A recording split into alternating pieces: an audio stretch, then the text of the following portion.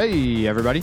Welcome to another episode of the Mile High Game Guys board gaming podcast. I'm your host, Adrian. I'm Zach. And I'm Jeff. And we are here to talk to you about a game that had boards in it. A mega game. Just a mega game. A mega game. So on Sunday, the three of us, along with a bunch of people from Game Night and our local friend group, as well as people from just the local area that we didn't know at all. And the not local area, like two people Missouri. from Missouri. Two people from Missouri drove in. We all got together at a local union hall and played, As you do. as you do, and played the mega game Watch the Skies. I just got reminded of the picture. Yeah. Yeah. Damn it. So, for those of you who are unaware of mega games in general or Watch the Skies in particular, Mhm. mega games are like these big kind of amorphous, like they're not quite role playing, but they're not role playing because you definitely play a role. Yeah, and it's like 30 to 100 plus people yeah, and taking place over the entire day. like 10 to 12 hours, and there's like parts of it are like mock UN, and parts of it are like Risk, and parts of it are like an old school game of telephone, and then whatever the fuck aliens were doing. yeah. The Watch the Skies one in particular deals with an alien invasion of the world in roughly 2020, like the near future, and players take on different roles where you basically teamed up as various in a country. nations. Yeah. Yeah. So like in our game, there was like 11 countries, I think. I think there were 10. 10 nations, 10 and then the aliens. And then the alien. So like we were on China. There was, of course, the U.S., the U.K., Russia, France, India, Argentina, Brazil, Australia, and Japan. So yeah, so everybody's divided up into those different countries, and then within each country, there's different roles. Yep. For instance, Megan and I on China, we were the two heads of state, the president and the premier for China. The U.S. had like the president and the VP. The Secretary of State Yeah. was also and everyone's teams are different. Yeah. Like how many of each roles they have. Like the U.S. had like 8 or 9 people. China had 6. Russia had 8 or so. But then there are other ones that only had like 3 or 4. Smaller countries. Yes. And I don't know if regular Watch the Skies had that, or if this was something that they sort of figured out. No, I think that from what I understand from talking to Bob, that is a thing where like, and it makes sense. Like different countries have different amounts of resources. Like, Yes. big countries like China, Russia, the U.S., have massive populations, massive governments that have a lot of influence and things. So they might have 2 seats at the UN or 2 seats in the international science community because of, a lot of this is abstracting out, some of these things. But, whereas a country like Argentina isn't necessarily known for being a major player in the science community. Like, Sounds like you're saying fuck you, Argentina. They had representation. everyone had representation somewhere. I don't think there were any teams less than 4 because the 4 main roles is a leader, like a head of state. It was head of state, head of defense, ambassador, which is your UN presence at the UN, and then a scientist. And each of those had different things that they did throughout the game, trying to work together in theory for your country to do the best that it could. Yeah, and everybody, like, they were vastly different things too. Yeah. And then there's the aliens, who are unknowable, weird creatures. That's how it starts out, yeah. Yeah, and they did a fantastic job. Like, even towards the end of the game, like, coming down to the wire, in our game, we were always like, I'm not really sure what the aliens' motivations are. Which I'm going to take this opportunity to just go ahead and give kind of a general spoiler warning. I know that Watch the Skies games vary slightly from place to place and like who's actually running them. I don't know how much they vary. So from here on, like, we're going to talk very openly about everything we experienced and everything that we came to know about the game. Yeah. That might be major spoilers if you are playing Watch the Skies. Yes, but it definitely, like, there are different scenarios. There can be, like, the aliens can be good, they can be bad. There can be other stuff that you're dealing with. So it doesn't necessarily mean what we're saying here is going to happen if you end up playing one. And Right. it sounds like that it can change based on whatever the hell anyone feels like. Exactly. anyways. But it's, Just know that these are our experiences. yeah, So. and they are potential spoil. Like you could end up, I don't know how much the people who ran ours changed it from the base set. yeah. So maybe our people tweaked it a little bit, and then if you do one, the people who run that one might tweak it a little bit in the same way to where we play almost similar games mechanically. That would not. Yeah. Almost no game will actually play out the same because Yeah. so much of this game is how individual people interact in a real-time kind of environment, Yep. which throws a level of randomness that dice can never even simulate No. Nope. into these games. So we were China. We had 6 players. Mm-hmm. Mm-hmm. We have a motto. It came about roughly mid-game. Jeff, what was our motto? China #1 popular. Yeah, Yes. he got it. Yep. Who came up with that and gave that to the press? I'm the Oh. one that told it. I'm the one that told the press to make sure we were direct quoted on that. China #1 popular. Yes, it's sort of a toss. Like Paul's saying that he came up with it. I don't. I actually hate to give him credit, but I do think that Paul was the first one to actually say it because I came back and was like, all right, guys, I just saw we got a PR boost during that last turn. We're maxed PR. Mhm. And he went, yeah, China #1 popular. And then a little bit later was when the press came by and was asking us about something vaguely important. And I was trying to be ahead of state. And the entire rest of China was just China #1 popular. China #1 popular. Yes. Yeah. Which made it into the news, which is fantastic. Yep. But so we were China. There were 6 of us. Megan and I, as I mentioned earlier, were the heads of state. Yep.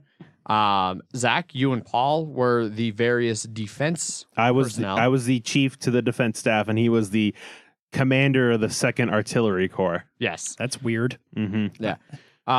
David was our chief scientist. He was like the head of proper science. No, oh god, no. So he was the head of pure science. Pure science. I Pure knew it was a science. P. Pure science. Yes, obviously the best scientist because everyone's trying to apply stuff or whatever. Pure science, that's what we're the head of. Yes. And then, Jeff, what was your exact title as our ambassador to the UN? I think I was a foreign minister. No, you are our foreign secretary. You Foreign are our secretary. That's right. Yeah. You were taking notes and everything. Yeah. I was a lot of Yes, notes. you were. So that was the 6 of us at China. Playing as China, we had some loose guidelines. They were very loose and open to a lot of interpretation. Yes. General principles. Yeah. Mhm. So, Jeff, you want to go over those general principles that we had? So we had national objectives, which, like, if we didn't do, we would be like, no, you kind of lose the game of what you're really trying to do. Yeah. And this is China in 2025. China does not like foreign interventions or military adventures and will avoid deploying conventional troops outside of China. So that kind of gave us, like, don't throw your military around. We will help in international crises with food and peacekeeping forces, and under no circumstances will we give up our nuclear weapons. Yeah, it specifically states it's a symbol of our pride and national authority. Yep. And then we had some specific objectives. Yes. By the end of the game, basically, ensure that we are taken seriously as a world power. Mm-hmm. Spoilers. It may have been the only one left. Ensure that Russia does not gain a technological advantage over us by doing more science or gaining more Nobel Prizes, and do whatever is necessary for humanity to prevail. I thought it was just survive. No, it does Prevail. say prevail. Prevail? Oh, Yes. oh, that's right. Yeah. Yeah. Okay. So some of these get, so those were our general principles we were acting under, and then our specific objectives, which, as you can tell, like, there's some gray area in that. Like, Yeah. what does it mean for humanity to prevail? I remember halfway through, I straight up went to Bob and was like, okay, so what does this mean? Yeah. Because we were trying to see, does that mean that we want humanity to win? Or do they just need to survive? Yeah. And whether or not that's cooperation with the aliens or not. And so. And same thing like with our nukes, like, at some point in the game, people started passing around this like nuclear non-aggression treaty they were trying to get everybody to sign. And it was one of those things where we were like, well, are we going to get in trouble if we sign this? Because we're giving away like full control of our nuclear arsenal, like especially with aliens knocking on the door. It was not giving up control of nuclear arsenal. It was a treaty to not use nuclear weapons against each other. Aliens, Except for defense. It was to not use them offensively. Like, Yeah. because that was Australia must have written that one up. That one didn't go Yes. through the UN. Yes. Yeah. No. They were just going around. It was yeah the anti-probe part of anus. of anus. Which early in the game, childish humor prevailed in a few different areas. It was the Alliance of Nations united strategically. Yes, and then they ultimately then anus progressed further to work on anti-probe because anus doesn't like being probed. No, and they were talking about like how you could enter anus, and there was definitely a lot, and especially because one of the groups were the media, and they would write these little basically like these news articles every turn about what's happened, and they'd print them out and hand them out. Like we got like turn press updates. briefings essentially. And there's a lot of mentions of anus and stuff like that, and anus goes public. The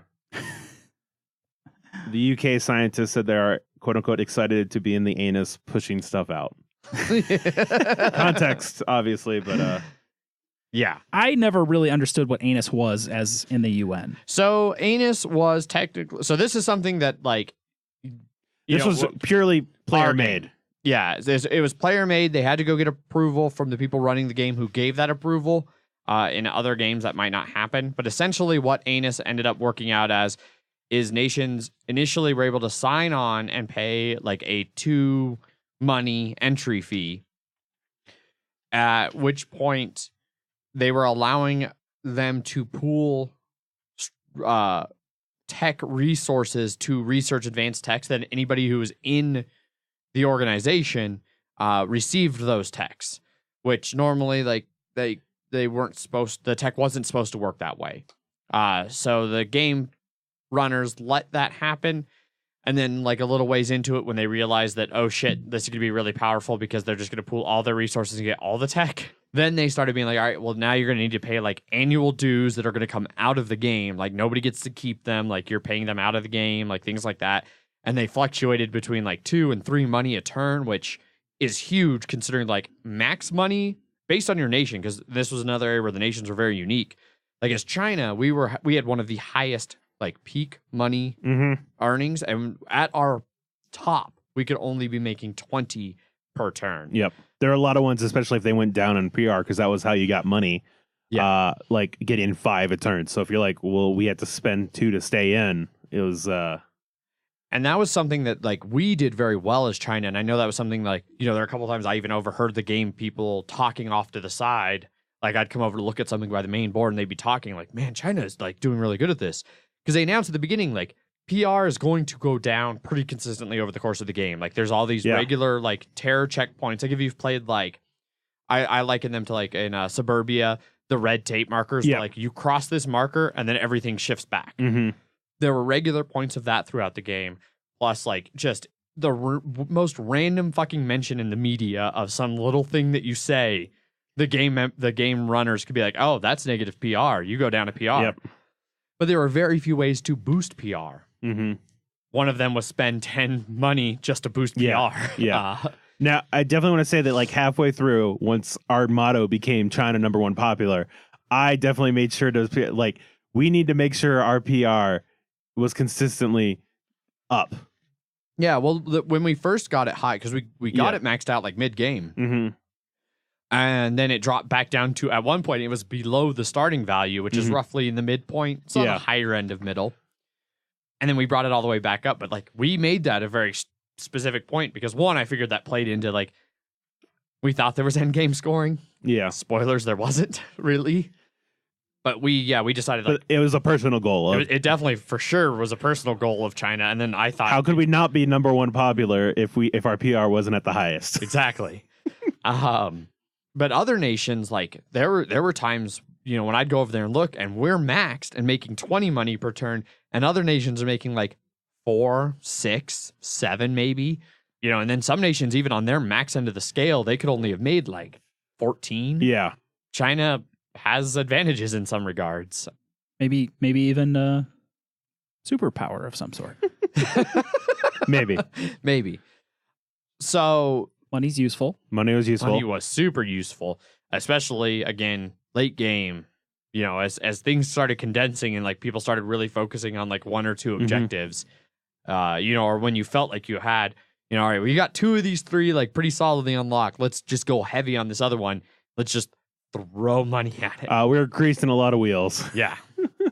Yeah, so that was us as China. We were working to be taken seriously as a world power. So Jeff talking his ass off at the UN. Mm-hmm. David was, sciencing and getting just Nobel Prizes as often as possible. Mm-hmm.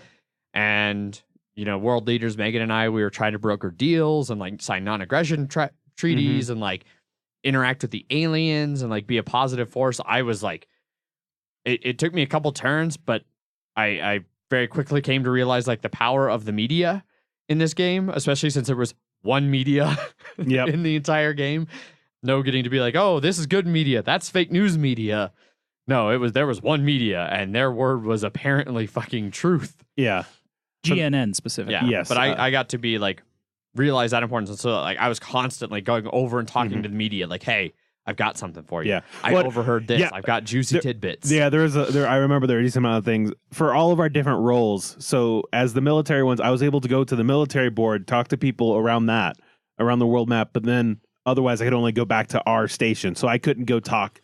I couldn't just go to the US. I couldn't go to actual US and be like, hey, I heard these. That's what you were for. Yeah. And so there are a lot of times where we're just like, shit happened on the world map. I'm like, fuck, Adrian, come here. Go talk to the media about this. Yeah. Or there were times like, well, I'll come to something because I kind of want to go chronologically. Yes. But there were some big events where like there were only 2 people in the media and they were kind of bouncing around. Like sometimes one of them would be at the UN, one of them would be at the science, or one would be at science and one would be at the main world map where the military leaders were. And like there was one big event that went down that we'll talk about where like I looked around while it was happening. I was like, the media's not here. Watch this, guys. I gotta go talk to the media. Yep. Like I gotta tell them what's happening. Like breaking news. China is like right on top of this. Yep. Manipulating / working with the media was key to keeping that PR high and China #1 popular. Yes. So that's kind of an overview of China and like what all we were going on, like a little bit about that. Let's take a step back here and talk a little bit about the game itself and kind of how it plays. Okay. So, like we mentioned, in ours, it was divided up with 10 nations and the aliens, and then the media, which was 2 people, and then a handful of people like running the game. I don't know. Controllers. They're like, called control. Like 40 people Total? Yeah, I'd probably say at least that. At least. Yeah. Yeah, because there were at least 4 per country. So let's say 60. There's probably 60 people there. Divided all up into their different things. We were playing this game. Going into it, we knew it was going to take 11 to 12 rounds. And we wouldn't know until the start of the 11th round whether it was going to be 11 or 12. And they claim that's to prevent people from going all in on the last round. But I mean, I feel like if you announce at the start of the 11th round, hey, this is the last round, everybody can go in on that round. Well, I think time wise or whatever, if they're like, we have to cut it short, or it's like, or it's going longer, so we can do that extra one. That seems more accurate than, like I said, like, because they were saying like, oh, it's to prevent people from going all in on the last round, which definitely still happened in multiple ways. You're not wrong. Because in our game, they announced at the start of the 11th that it was going to be 12 rounds, so we played 12 full rounds in this game. Now, Jeff, since you have the paperwork pulled up over there, each round was kind of broken down into a series of like sections. Yeah, each chunk was 40 minutes. Every turn was 40 minutes. Pretty strictly controlled after the first turn. Yeah. So the beginning of each turn is the team time, and that's kind of like time for you to coordinate with your fellow team members about what your plans are for that round. During that phase, in theory, all players were supposed to be at their team table.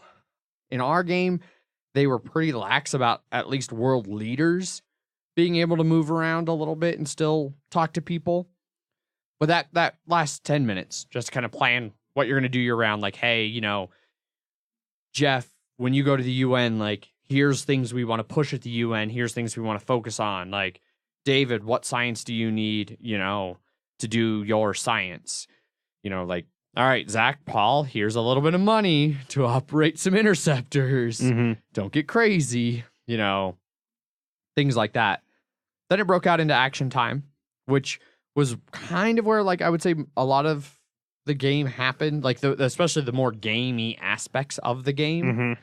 That was when the scientists went off and did their little mini game, which was just make science make conference things up. The science conference. Yeah. It was like they came up like they came up with these tech that they wanted to make, and like sort of bullshit a bit about that, and then other countries would then vote on those, and whoever got the most votes would win a Nobel Prize. Yeah.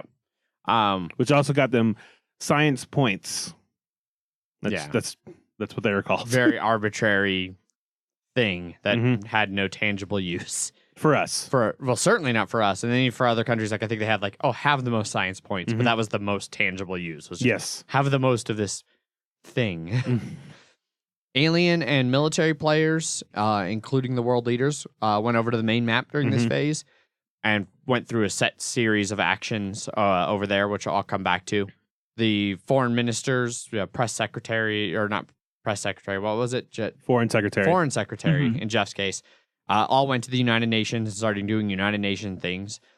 And which was a lot of things. Yeah. And that was where everybody was kind of really doing their specific things. So like at the big main table, they went through a strict order. So the aliens started where they placed like their UFOs and things out. And then human military people could launch interceptors to shoot down UFOs.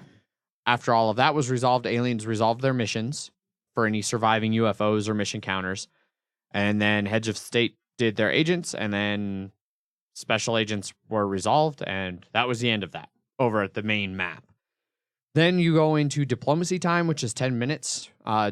During this time, foreign ministers like Jeff stayed with the UN. The UN did basically the action, and diplomacy was just one long session for the UN. 25 minutes at a time. Yeah. Scientists come back to their table to do science, which basically means figure out what tech cards you need to try and get, and maybe inform your world leaders so they could trade for them and things. We never actually did any science. We did not do any science.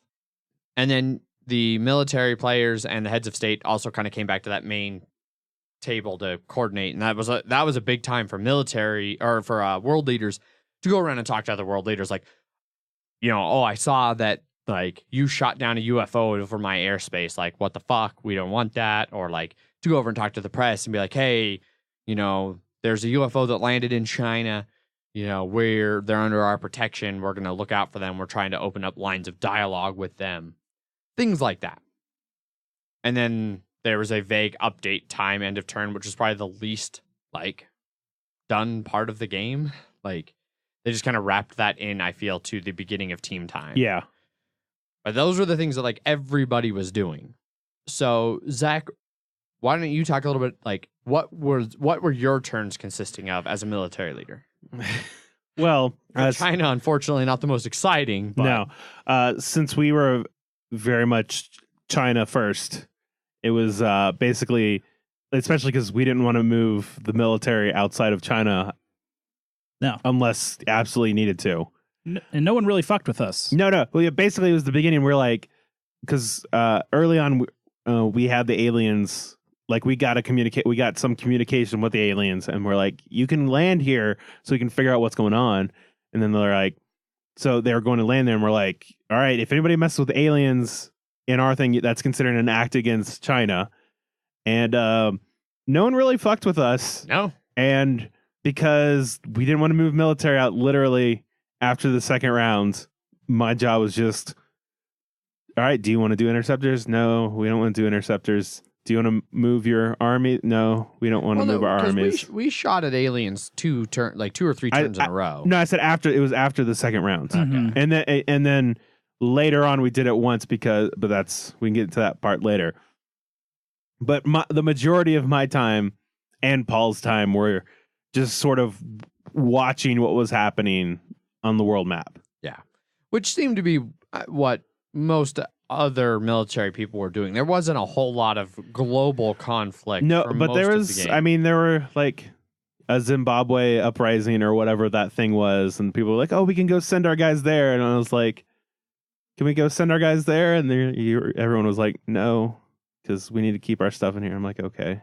Because we're China and we don't do military interventions.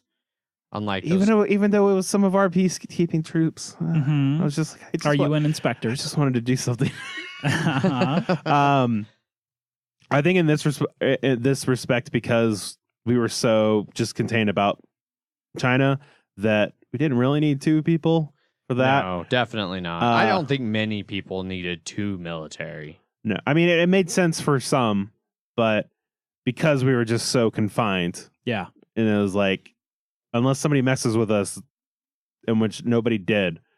But yeah, basically it was that, and then Adrian, you'd come to the board and use agents if you needed to. But once again, we didn't use many agents. No. Like at the start of the game, Megan was like, we were trying to decide how we'd split up head of state responsibilities. And Megan was like, "Oh, I'll take care of agents." And then we never used agents. Yep. We used them like once. Mm-hmm. But then I would come back to the board and then be like, all right, well, this happened. And like these sort of things. And then when Jeff would come by whenever he was done, I'd be like, okay, I was basically just filling in people on what was happening on the main board in little things I was hearing while they were out off doing other things. Yeah. Jeff, what about you? What were you your seemed turns exhausted like? every time you got back from the UN. Yeah. So the UN, we kind of, the Security Council resolutions on, so we'd have a secretary that we voted on that would write all the resolutions, and a council chair that would make kind of like the main decisions. But there would end up being so many issues that we would like even 25 minutes wasn't enough, because it would just be constant, and it'd be like, India stole technology from Japan and we want it back. And India's like, I don't know, we gave it to the US. And it's like, all right, we have to deal with this global crisis, create a resolution to make it so India should give the technology back. If they don't, we can then apply sanctions, all while trying to be like, all right, we need to dump money at these crises all across the world.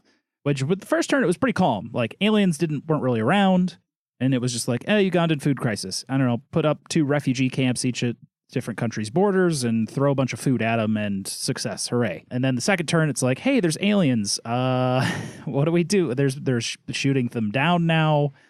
And then just trying to flex what we could with the UN. And we had like direct communication from the aliens on like the beginning of turn 2. Well, and so like originally they sent us a message, but it was just symbols because we couldn't understand it. And then eventually we got tech that got us some communication, and so they wrote to us with whiteboards. Mm-hmm. And when the people that we were sending, like the controllers that were handing the message to and from, until we got the tech to get clear communications, they would just erase random bits. No, so the clear communications are what allowed us to start getting them as written. And then it was just a game mechanic that as time went on, they erased less and less and less because we got better and better at receiving and sending those messages. Okay. I wasn't. So that was the tech that we researched, which was like 6 or 7 mil. Like I think you said 8. It might have been 8. Yeah. Like, which for some countries, like, and I don't know if every country had that. It was one of our like pre-starting action cards that we could just pay money and get that. I don't know if other nations could do that. But that's a substantial amount of money, especially early game when like we, as China, one of the most wealthy countries, started out only making like 10. Mm-hmm. But yeah, Bob explained to me later on, because there was a whole mix up with alien communication that we'll come to when we talk about like issues with this game. But he explained that was what switched us from symbols to words immediately. Gotcha. And then it was just initially they're scrambled, but they get better as time progresses. Okay. And so some of them were scrambled, and then we're just like, okay, I got that. I don't know what this means. They want something. They're like, we need this, and they erased out whatever this was. And so we're just like, well, they need something. No idea what it is, but we didn't really use treaties much, at least in the UN. I'm not sure. No, treaties were a world leader thing. I signed a lot of treaties. Yeah, no treaties really came through the UN. No, treaties were definitely mainly at least the way this game played out. I think they do fall under like ambassadors can sign treaties, but it didn't seem to happen very often. I think they can create them, but the heads of state have to sign off on them. Yeah. It was just we just didn't have enough time to deal with all the issues in our lot, even with that extra 10 minutes, just because we had to write up the resolutions and hand them in to the controller to hand them in like to get approved, and then the press and originally we got communication from aliens, and we're like, uh-oh. And then also the press was there, and then I was like, we should boot the press out. Was that you who suggested that? Yeah. It's like we should, because I saw her like writing behind the shoulder, like trying to like see what it was and like writing it in her little notepad, and I was like, can I have the whiteboard, please? And I put it face down here, and I was like, the press is here. The press shouldn't be here. Let's get the press out. And then everyone took a PR hit because we kicked the press out of the UN. The entire planet took a PR hit. And I was like, no one gives a shit about the UN. Which, and so then, like, Jeff comes back and he's explaining this as he's railing about, like, nobody caring about the UN. But, like, the way he's doing it, like, he goes through this one part where he's like, when was the last time you woke up and were, like, eager to read the paper to hear what the UN was doing? But it made it seem like he was really trashing the media as the only two media people were walking directly behind him. It was like sitcom levels of like, Jeff, they're right behind you. Shut I was like, no, the media's fine. It's just no one gives a shit about the UN. Which then that was like the first time where I was like, oh shit, the media is like kind of powerful. And so I went to talk to them. We were like, oh well, like we got a Nobel Prize that round. Like I'll go tell them, hey, we got a Nobel Prize, and I'll leak that we got an alien communication. But I won't let them know it's China. Just be like, hey, world leaders are getting alien communications. And then the next news briefing comes out and they're like, it was the second turn. They're like, oh, in this turn, Japan got a Nobel Prize. They didn't mention China's Nobel Prize at all. Yeah. I was like, what the fuck, media? Bullshit. But yeah, that was like one of my favorite things about the game. It's just the role of the media in the things people talked about and did, especially immediately after those press releases came out. Like there were multiple times, they encourage us to trade numbers with other people, especially as world leaders. They're like, trade numbers with the other world leaders. There'd be times like those would start getting handed out and I would get like 6 messages like, ding, ding, ding, ding, ding. The press is reporting that China said this. What the fuck? So I thought that was really cool stuff. And all of these sheets, like, they were like, I was talking to the media like at the debrief thing later at the bar, and they wrote all of that. Oh yeah. I wasn't sure, like some of it I thought was like maybe like fill in the blank, like pre-written, like some of those little bites. No. Nope. Those two women were just crushing it over there, writing these things up, printing them off, and then distributing them like in 10 minutes each round. So yeah, the UN had a variety of crises across the world all the time. There's like viral outbreaks, and we'd have to just kind of throw enough money and forces, and Zimbabwe was getting nuclear weapons, and we sent in peacekeeping forces and UN investigators, and then they got wiped out, and then we sent armies in we authorized military engagement, which other countries were sending stuff in. There was an earthquake in Chile that we were going to be sending like food and refugee camps to, and then the United States sent a fucking army in there or something. Oh my god, yeah. Like I don't even what the hell happened there. Did they just were like, we're gonna move our army into Chile? Yep. And like at the main board, they were like, oh yeah, this is part of humanitarian relief for this UN crisis. And so everybody at the table was like, oh yeah, that seems legit, because none of us knew that military wasn't authorized per the UN. No. Like there's peacekeeping forces, but that is not like that was not units on the board or anything. No, it was not. That was just stuff we were handing in resolutions about. But every time, like, we would want to be like, all right, resolution against the United States for sending in military forces, it'd be like, it would get so distracted by other issues, and like 25 minutes wasn't enough time to really... And we had these council chairs that were supposed to be like the head of business and stuff like that. And the first guy we had that was the Japan did a good job at keeping everything, but everything was a lot calmer then. But the future ones sort of just didn't lay down enough law to be like, this is what we are talking about now. Stop talking about other things. Yeah. And that's what I wanted to be that so desperately. Gotcha. But no one would nominate me or like second my nomination. It was always, I don't know. It was annoying because I thought I could have like gotten shit done, which just wasn't happening at the UN this time. No.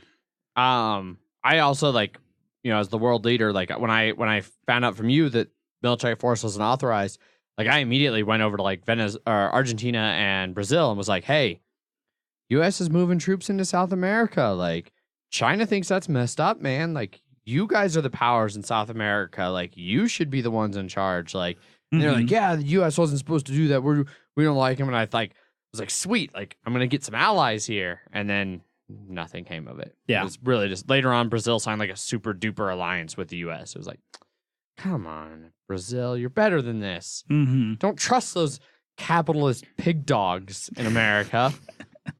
China #1 popular. Yeah, China #1 popular.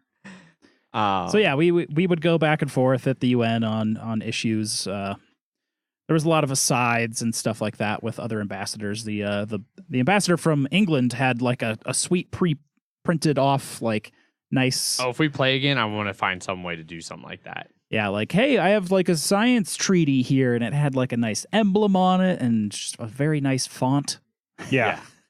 It was super cool. Yeah, there some people put some real effort into this that we did not. No, we did not. Like, Russia showed up with a bunch of vodka and a bunch of like Russian military uniforms that I don't know where the fuck they got them.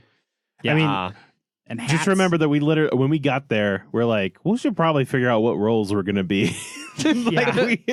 Well, because I didn't know if they were pre-assigned or anything. Like, right. I don't know, like, the way other nations coordinate. Like, well, so Russia, I think, like, 1 or 2 guys happen to have a bunch of, like, Russian-esque military uniforms. I mean, I think they're one of the ones that requested Russia, so...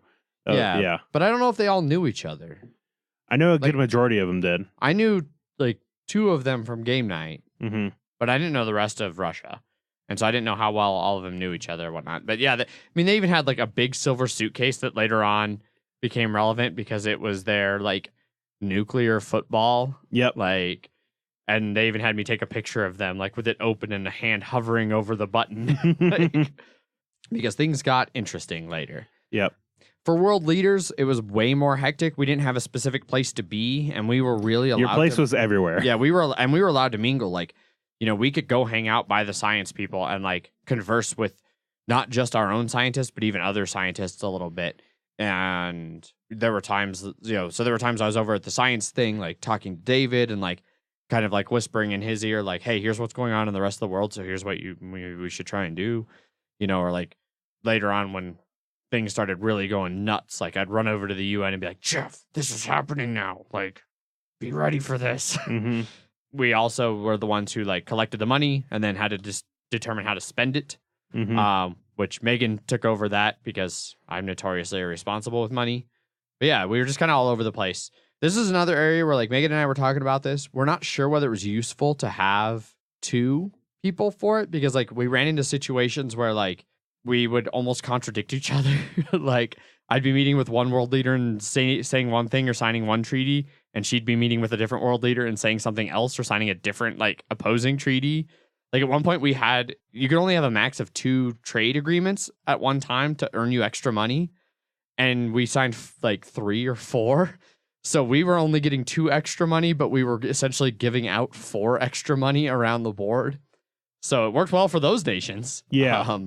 So some of that, like, and I think just knowing the game better would be something that you could probably do better with if you were like, all right, you're in charge of like trade and finances, and I'm in charge of like secret agents and, you know, authorizing military stuff, you know, just so that, and then that way, if somebody comes to you and is like, oh, hey, I want to sign a trade agreement, it's like, all right, go talk to my premier or my vice president or whoever my the other leader is.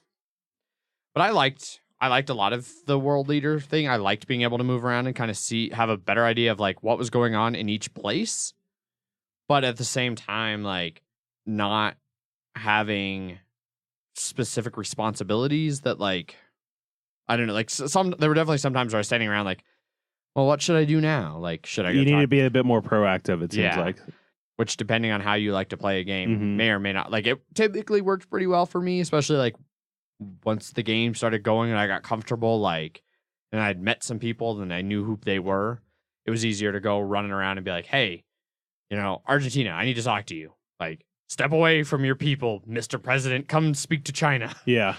But yeah, the only other role that we didn't have covered here is scientist. And like, that one essentially David went off to do science, and which largely was just making shit up, it seemed like, and then trying to get votes for making up the best or funniest or wittiest or whatever. Yeah, unsurprisingly, the Nobel Prize, it was more about politics than anything. It rapidly turned that way. Like he said initially, it was like they just liked his idea best, so that he got his first Nobel Prize just legitimately for having a good idea. And then his second one, it was because they entered into an alliance with 2 other nations to screw over Nobel Russia. Prizes. Yeah, to screw over Russia and get Nobel Prizes. And then freely at the end of the game, like we were just handing David money and being like, get fucking Nobel Prizes. Yeah, go buy votes, please. Thank you. And that was one thing where like my contacts with the media like really paid off, because like at one point somebody must have been getting upset about it a little bit. Because they went to the media and was like, China is bribing for all of their Nobel Prizes. I don't know if we have that news. It should be. It's number 11, I think. China's anus agreements. Anonymous reports against China stated that they have been buying votes for the Nobel Prize. The Chinese government denied any of it, noting that they are working with anus to spread technology around. Yeah, so like right as we got up from the team time, like one of the press people came over to us, was like, hey, we've gotten reports that you've been bribing people to get your Nobel Prizes. Since you've been such good friends of the press, we thought we'd come to you directly for a statement. And I was like, no. I can understand how people might be misunderstanding this. We have received Nobel Prizes because we have been sharing freely not only technology, but money to other nations for them to invest in technology for the world to improve science as a whole, because we believe that humanity's best chance is if we rise to the occasion and develop technology of our own to match the aliens. And like David said, he was like, he was behind me, and he was like, dude, that was like the best answer you could have given. He's like, he was like, holy shit, that was grade A bullshit right there. And then Paul's over in the corner like, cough, cough, bribes, cough, cough.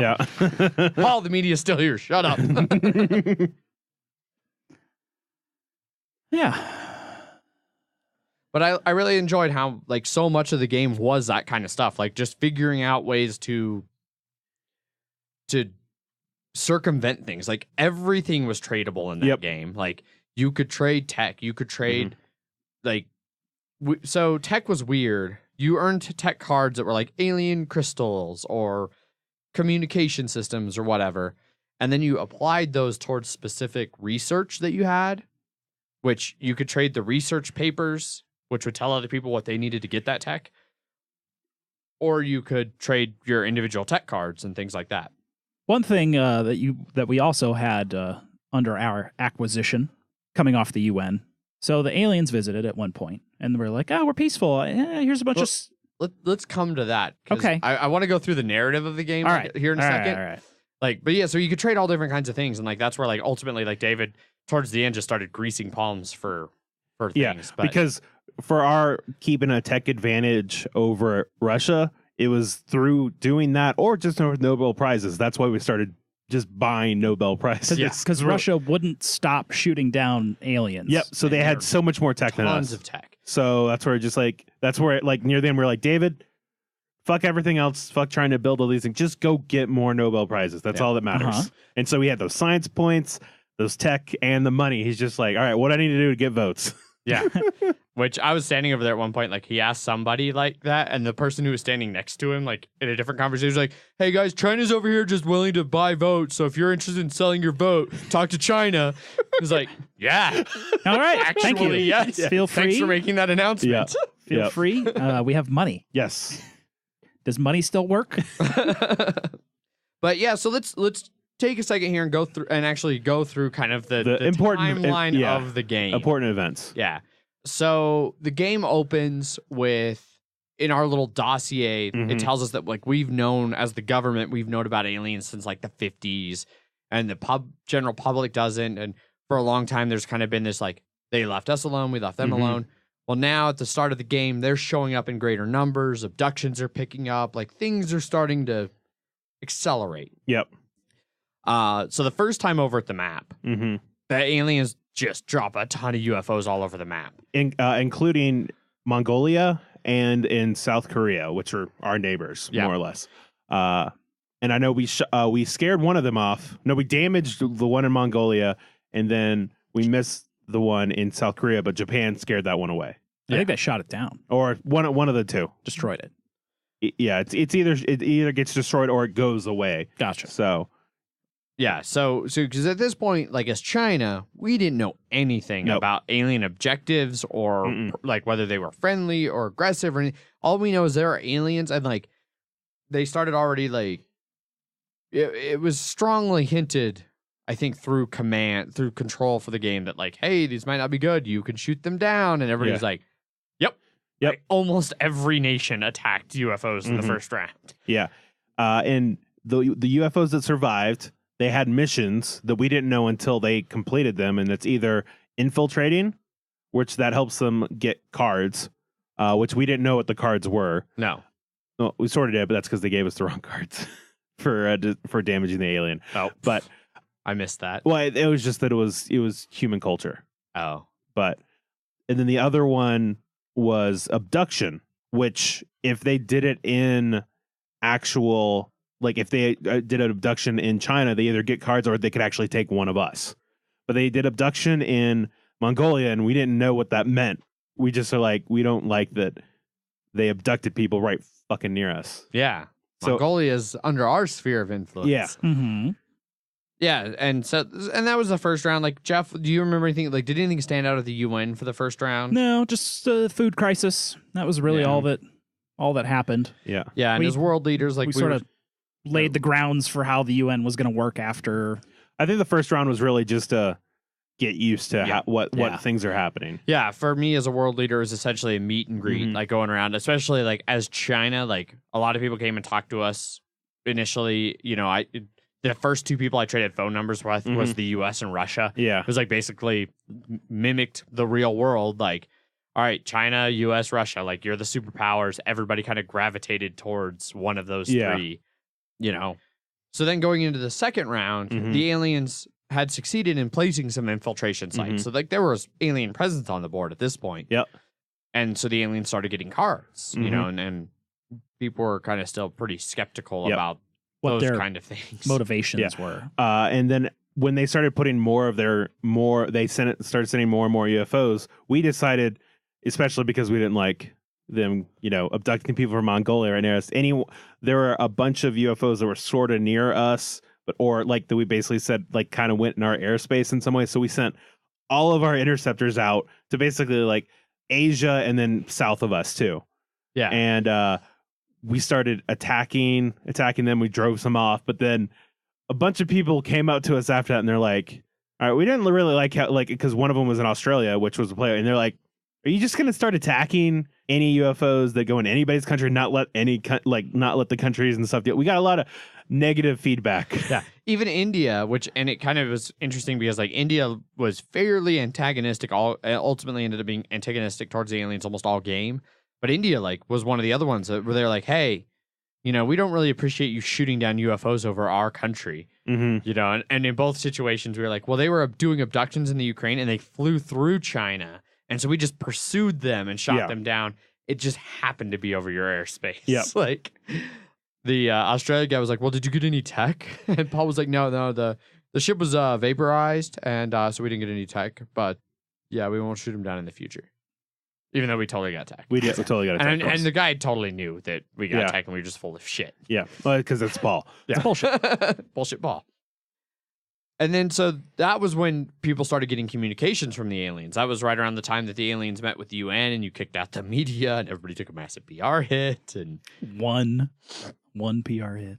You know, and so we decided to pour money into our like improved communications thing, which let us get actual text communication from them where they were like, stop shooting us, we're friendly, we would like to land. And so then in a step to kind of fit in with that goal of ours of like being taken serious as a world power, we decided like, hey, all right, we'll let the aliens land, we'll meet with them, you know. And that was when we started going around telling other nations like, hey, we're inviting the aliens to land in China. Like, I signed a couple non-aggression treaties and was like, hey, I'm just to be clear, this includes aliens in China. Like, we are being protective of China. So the aliens landed in China. We welcomed them. They were supposed to abduct somebody, and this was the first of many issues where the alien team was clearly not at all on the same page. Because like I was talking to some of them after the fact, and they were stunned by this part. So we had written on the board, like they said, like name who you want to come talk to us, and we were like, our president, Adrian. Well, so then over at the board, they were like, all right, you can abduct somebody from China. Well, and they were like, well, I want to say that. I want to color that by saying, after we said that, like, all right, Adrian, these are, we basically like briefing with you. All right, these are what we want. You know, these are like, ask them about these, ask them about this, ask them about this.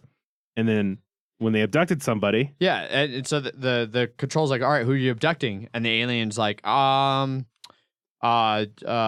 like, you can abduct any of their people, or you can, like a specific person, or you can just get tech. And they're like, oh, we want to abduct their scientist. And we're like, oh, wait, what? What? No. What? And so they go and take David out of the middle of his science briefing where he's trying to, secure science for China. Yep. Pure science. And he had gone. We did not try and brief him at all about it. So he's like...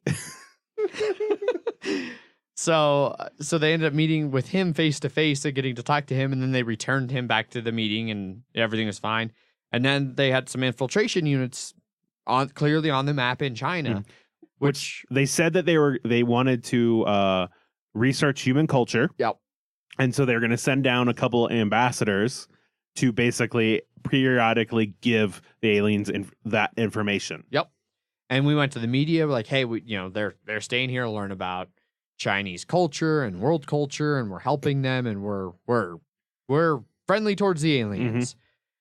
And then the aliens didn't talk to us for many turns. And not just that, we saw them talking with to everybody. Everyone else, basically. And they when they're abducting people, it felt like multiple people from the same countries, and then we just heard nothing from them. Yeah, so we started to get antsy. Yeah. Now, I don't think during this time, like rounds 3 through 5, like is there much that stood out to you at the UN, like through that middle phase? No, India had stolen technology from the from Japan. A lot of global crises, but the crisis stuff that we got was pretty generic stuff, like Sudan and South Sudan and refugees and an earthquake and stuff like that. It wasn't anything like nuts, but yeah. We'd have to try and deal with all of these problems at the same time, so it sort of... Which we were, because of our, like, goals, we were totally fine as China funneling money into that, because we were all about humanitarian aid and things like that. Peacekeeping forces. Peacekeeping, and so we were funneling money to the UN. Yes. Most of that early phase. And sometimes letting other people put that money in, and me not putting that money in, but no one really noticed, so that was fine. Yeah, there were a few rounds, especially there in that early middle phase, where Megan and I would do the budget, like we'd give like some to Zach and Paul for military, and some to David for science, and some to Jeff for UN, and then we'd all meet back up for team time at the start of the next round, and they'd all hand back like 50 to 100% of the money we gave them. And it's like, oh, sweet. We are just sitting on our money right now. So we started buying PR and So then we get to a point now where the aliens have been in China for a little while. We've seen them communicating with other nations.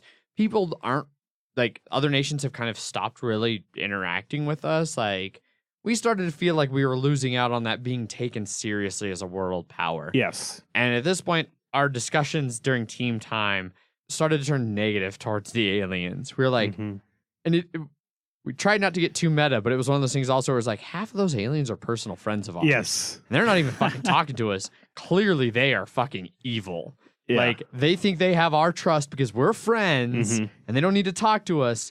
And they're just trying to get in with the other nations. Yeah. That basically felt like as soon as they got what they wanted, they stopped talking to us. And it was just, they had their guys there, and then that was it. And we were just like, it's supposed to be like, I really wanted to, if we ended up getting, I wanted to start getting like into like relationship style. It was like, it's supposed to be a two-way street. You can't just take and take and take. There's got to be some.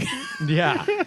Because that was part of our idea for allowing them to land, is we were hoping we could start getting tech from them. Like, cause at this point, like, we knew that you could get tech from shooting them down, which we assumed at the time that they could give us tech. Yeah. Like, they're advanced. They could share tech.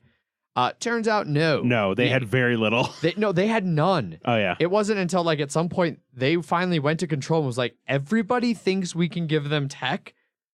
Like, this is hurting our ability to even talk to the human. Like, most humans won't talk to us without tech. And so they just were like, all right, here's a stack of tech that the humans get for shooting you down that you can now give them. So they kind of had to twist the rules of the game a bit there. But I mean, I feel like they'd be able to I mean, that twist makes sense. Yeah, like thematically, they should. And there should be other ways to gain alien tech versus just shooting down the aliens. Or else we're just going to fucking shoot down the aliens. Yeah, exactly. Yeah, because we're like, there's no reason for us not to shoot you guys down. Yeah. So. Well, and that was kind of the interesting thing with talking to the aliens after the game.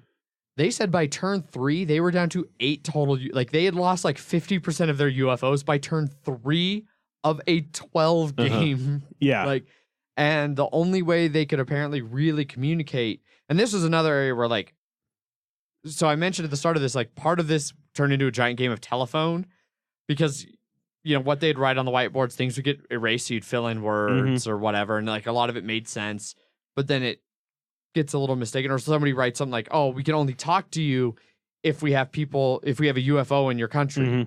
You know, which what they meant is we can only talk to you in person because we can only abduct you with the UFO to bring you to us to talk face to face. Yep. We took that as we can only send you messages with the UFO. And it was like, you sent us messages before the first UFO ever landed in China. Yeah. Like, you're lying to us. This is bullshit. Yeah. Well, and then apparently, like, at one point they went to the UN, the aliens, and then, like, because I remember what we told you. Yeah. We'd be like, tell them, why are they talking to us? And then they said, like, apparently, like, they said afterwards, they were saying, like, they talked to you about, like, letting us send more people in so that they can talk to us. And it was never communicated to us clearly. And so on that turn, Paul and I were like, okay, they sent one UFO. We're sending 4 interceptors. Fuck this shit. The shit down. Yeah. And you sent all the agents and kicked all of their guys out of our country because we're like, you don't appreciate us. Nope. And so then they sent us a message and they're like, basically the equivalent of like, dude, WTF? Yeah. We're like, we haven't heard from you in ages. Like, and then there was still no real response from them for a long time. And we said, like, hey, like, we would love to work with you, but you have to communicate. Like, communication, like you said, like, a relationship, like, it's a two-way street. Yep. Like, and this was another, like, point 2 in the rules breakdown of the game a little bit, where there were some issues that came up.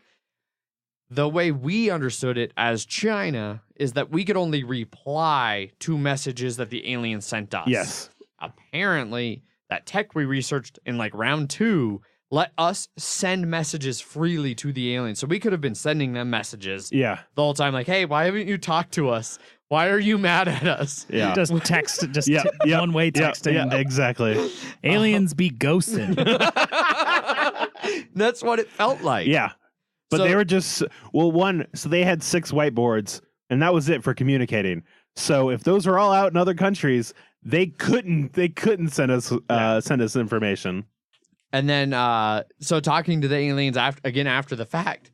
So we shot them all down, we kicked them all out, and then when they started talking to us, we're like, oh, okay, clearly. Now you talk to us, now that we got pissed and wrecked your shit. Yeah. But then we were like, hey, you can land again, but you need to talk to us. Mm-hmm.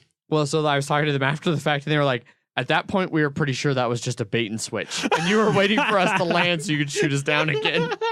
Like, because they thought it already happened once. Yeah, but that was a communication. Because they were like, we were cool with China, and we thought we were friends with China, and China was peaceful, and then China shot us down and kicked all our people out. It's not China #1 peaceful. No, it's China #1 popular. So at this point, like, tension, this is starting to move into the, like, third quarter of the game. Like, tensions are starting to kind of heat up a bit here. Like, we've shot down aliens, multiple other like, India has shot down every fucking UFO that they could conceivably reach, going over other people's airspaces. Yeah. Russia was doing the same thing. Mm-hmm. Yeah. You know, but then meanwhile, like, the US, like, had, like, regular things with the aliens. At this point, Australia's going around trying to get people to sign an agreement to let the aliens mind control India into peaceful submission.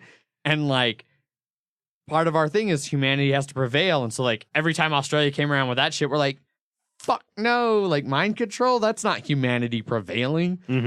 You know, and things are just rapidly spiraling. Like well, and then the US and Russia started being hostile towards each other. Yep. They got real hot. There was their ships met in the ocean. They didn't attack anything like that, but all of their forces were right next to each other's. At one point, Russia got sanctioned and then blockaded. Like other nations put ships all around them. Like they talked to Control. Like, hey, if we put ships all around, can we say we're blockading Russia so nothing can get in and out of Russia? Yeah. And the Control was like, yeah. So like 6 nations like surrounded. Like the U.S. was even coming to us and like, hey, we need more. Or no, Russia came to us. Was like, we need ships to help break this blockade. And we were like, But so this is around that time when I guess we were doing really well. Yeah. And so it seemed like Control started messing us a bit.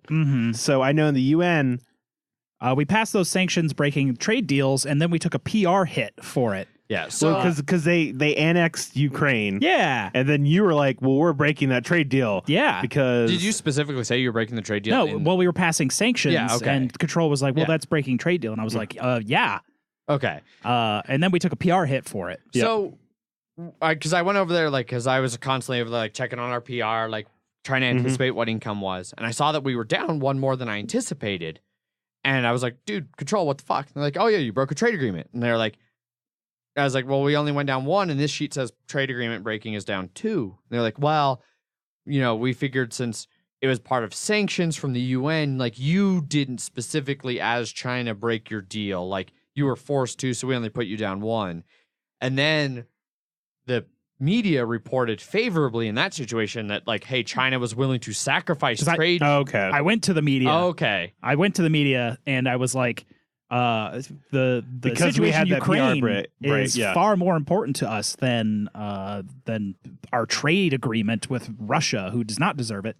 And I think that got us an additional PR. So then we got a PR bump, but it was after income went through, so it cost us like 2 income for one turn. There was a time a little bit, just a hair before that, where it was another issue of like where media things are important. David had wanted to talk about like something. It was uber black, which was supposed to be like a super dark black. But he said he called it something different, like something with a V. No. He said uber black, black, but it was darker than Vanta black. He was saying that's what they were trying to create, and even because Vanta black is the darkest black. He's saying we're trying to create uber black, which is even darker than that. But then the media is just like uber black.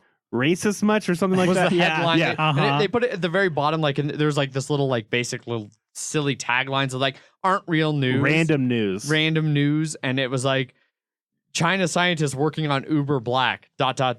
racist much? And we got a PR hit. And we took a PR hit for it. It was like, what the shit? And so that's when we told David, don't do any color, like anything color based. No more colors.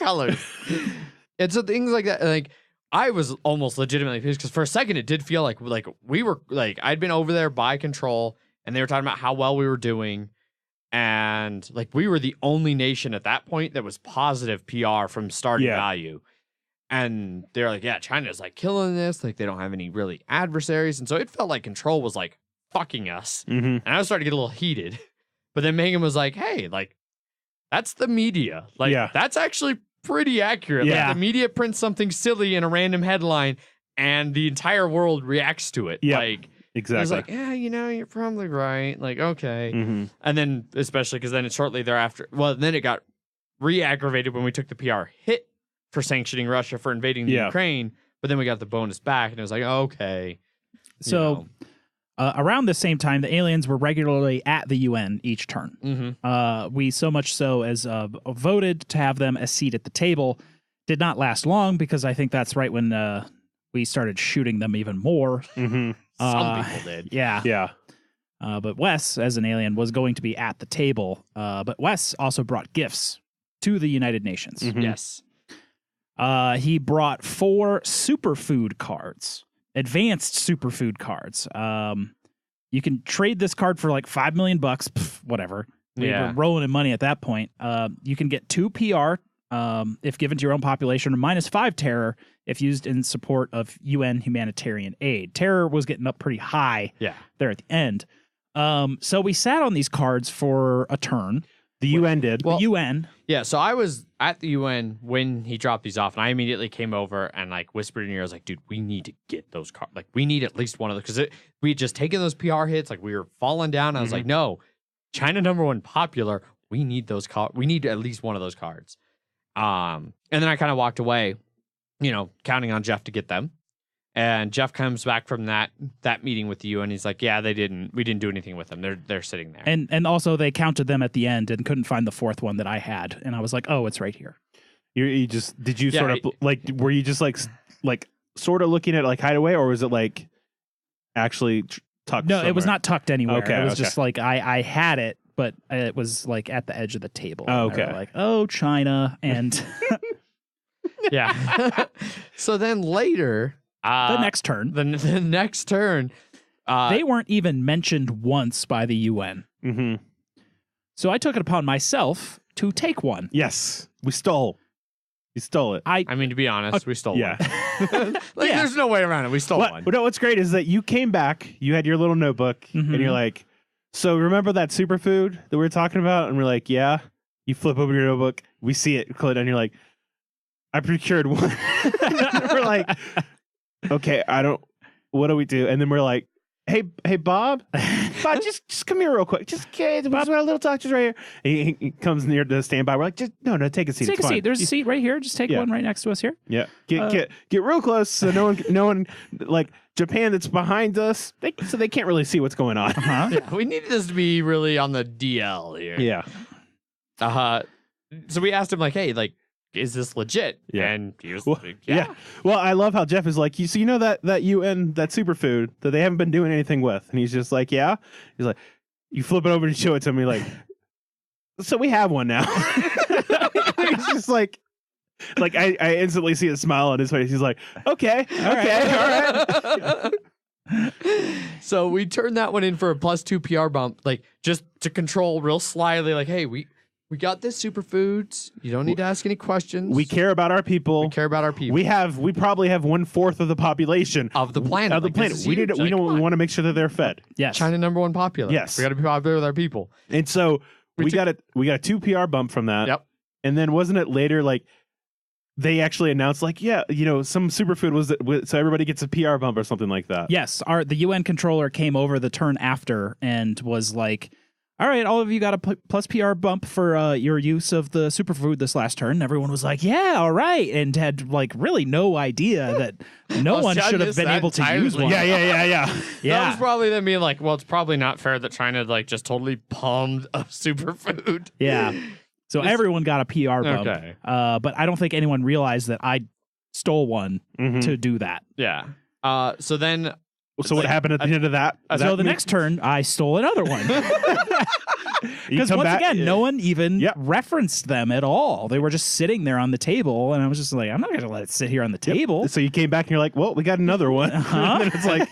And we were debating about what to do with it. It's like where our PR is already at high. So max. So we're like we'll just... If we drop global terror, like... people will know what can we do with this. Like, we'll sit on it. Well, and especially because we're like, we could do it on global terror to stop it going from a break point, but we're like, well, if all these aliens are still here, it's gonna, regardless if we reduce it by 5, it's still gonna hit. Yeah. So there's no point in doing it just yet. Yeah. And so like, and I was even like kind of skeptical, like, hey, how much are we going to be able to get away with this? Like, yeah. And Jeff was like, well, I feel like our world leader should have it, and just hands it to me. Like, shit. Stick it in my pocket, like looking around, like, all right, I've got this now. I've got this. And then I feel like it wasn't the next turn, like one turn later, like you took like a break, I think, for one round of stealing that. I don't know. Maybe I did. not. Yeah. Okay.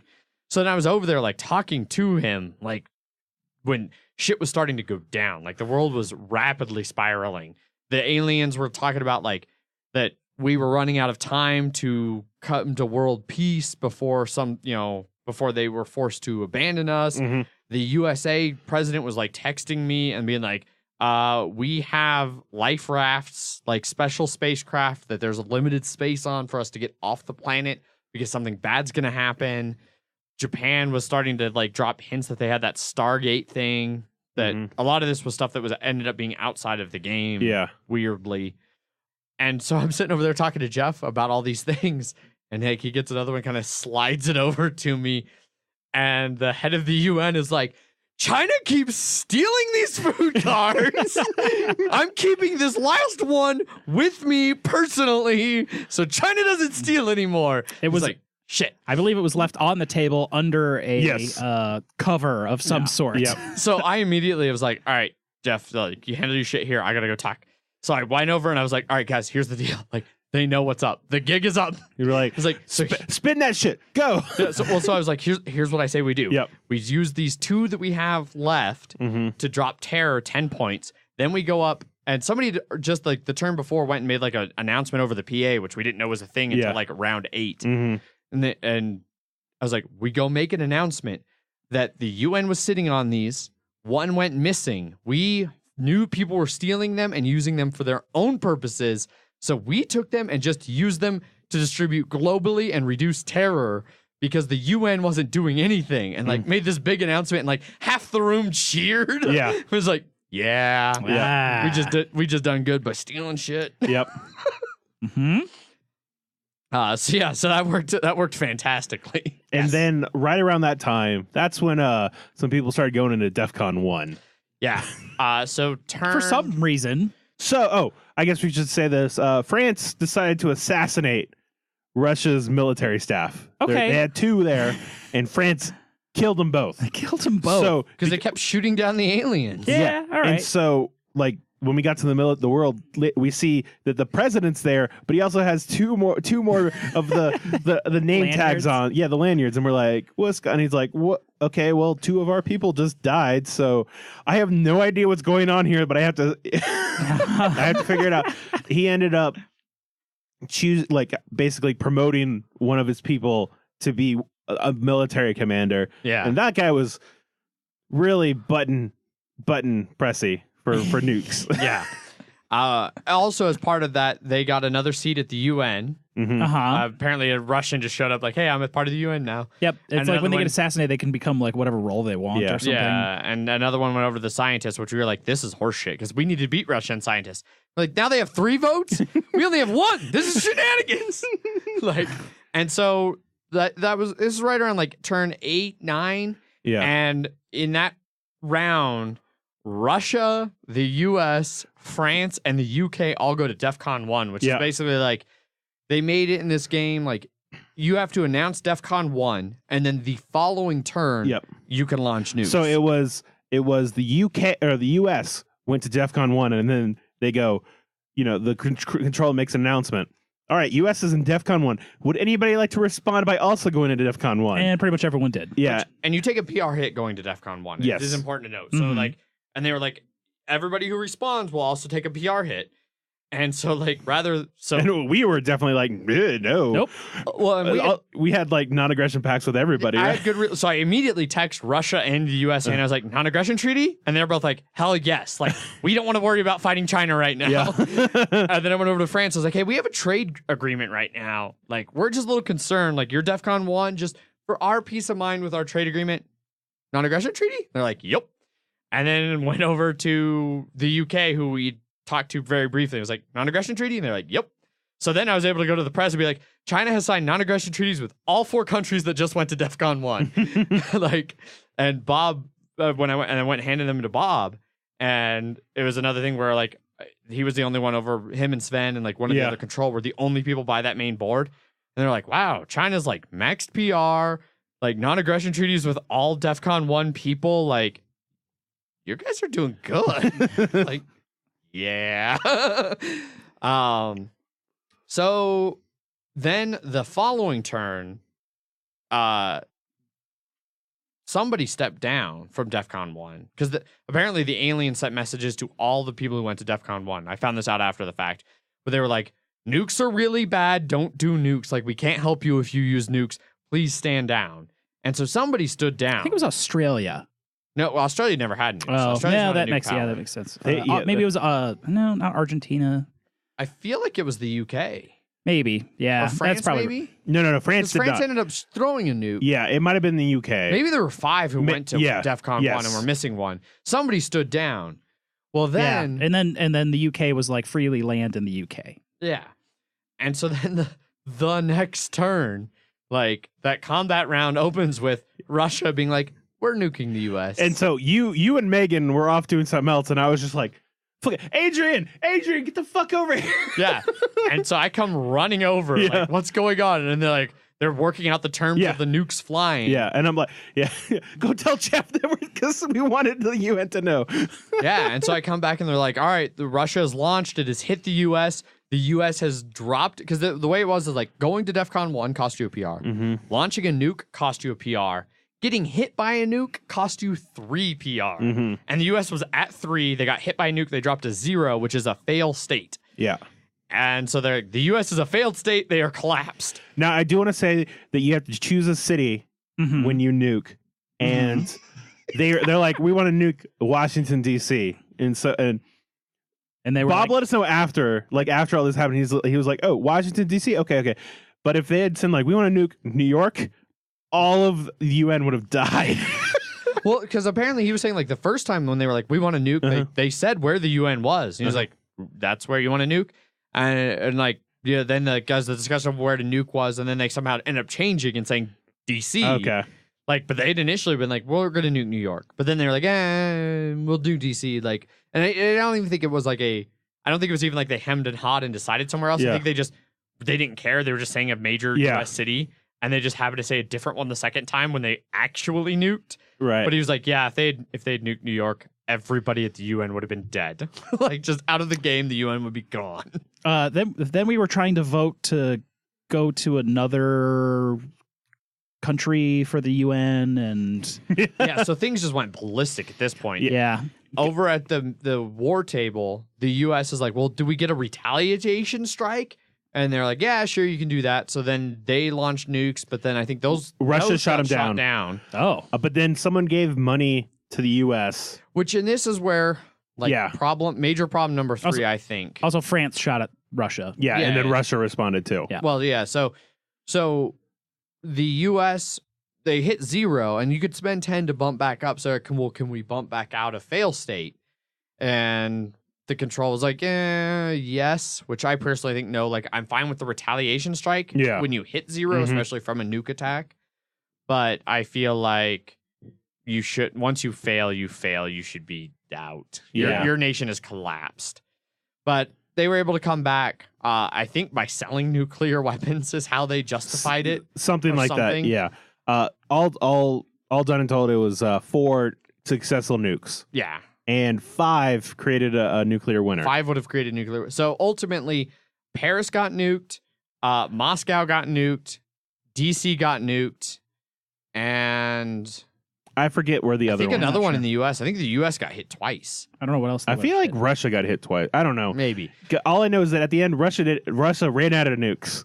They used all of them, and so that's what made the US be like, all right, we're not. That's what made everybody else stand down, because everybody hated Russia. Yeah. And once Russia didn't have any more nukes, they were like, okay, well, we don't have to nuke anything anymore. And so going over and talking to you, Jeff, you said, like, at the start of that turn, Russia was like, we are leaving the UN, and they stepped away. Yep.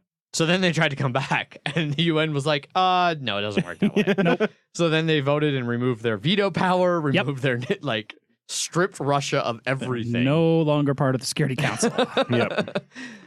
And this is also where I was getting a little drunk. I remember. I remember passing by, and you were getting very loud and almost accusatory. I was really getting into it, is what was happening. Yeah, yeah. Some might say belligerently. Yeah. Hopefully not too. And at like one point, you're like, yeah. And how many nukes did you guys land? Like, one. How many did we launch? 0. That's why I should be. At one point he goes, how many nations here have not been hit by a nuke? Oh. And Japan was like, well, we were hit like years ago. And he's like, I'll take that into consideration. We haven't been nuked at all. We have nukes. We have top PR. We're the best. We should be in charge. Right. Like, yeah. And the aliens were trying to meet with the UN while the UN is like kicking Russia out, trying to move to Geneva so they don't get caught with a nuke. Yep. Like, shit is just going haywire. Oh, yeah.